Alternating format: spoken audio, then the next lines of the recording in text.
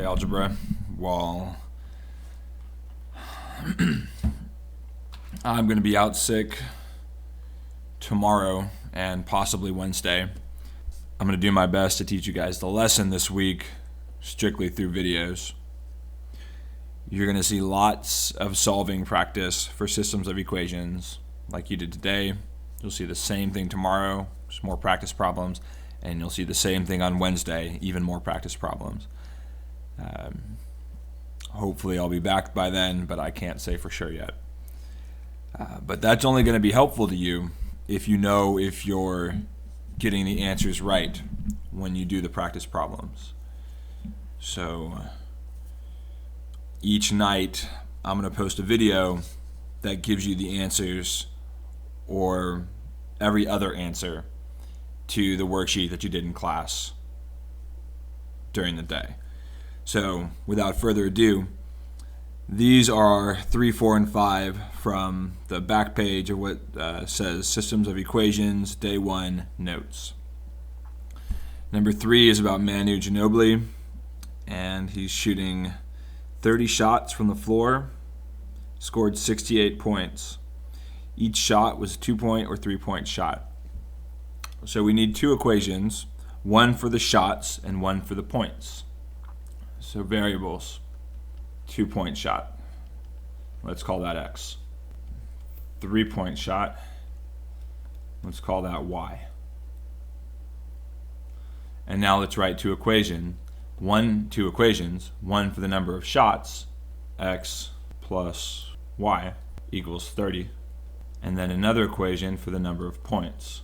Every X is worth 2, so that's my value of A, because it's a 2-point shot.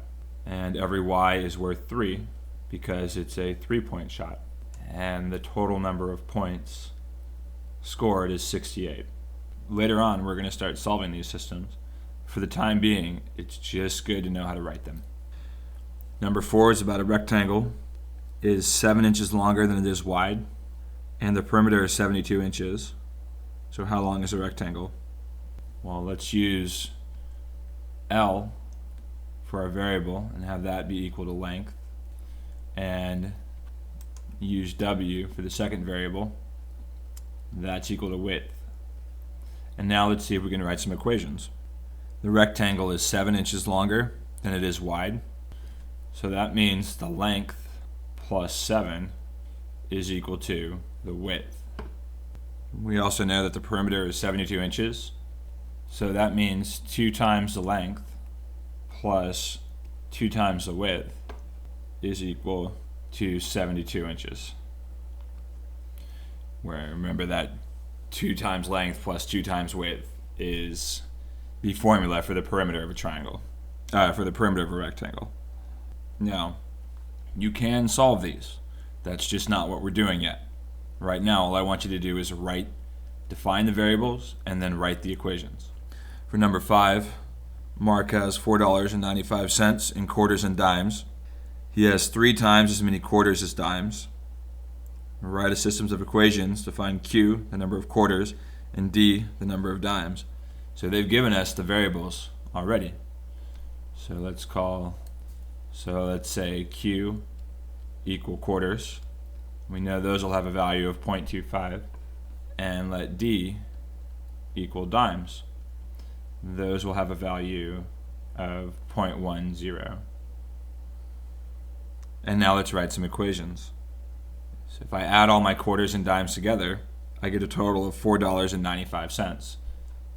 Quarters plus dimes equals $4.95 when quarters are worth 25 and dimes are worth 10. For the second equation, he has 3 times as many dimes as quarters. So that means the number of his dimes, D, should be equal to 3 times his quarters.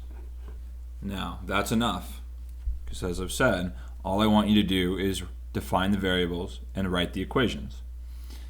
Now, for those of you that picked this up very quickly, it'll be useful to see where we're going with it.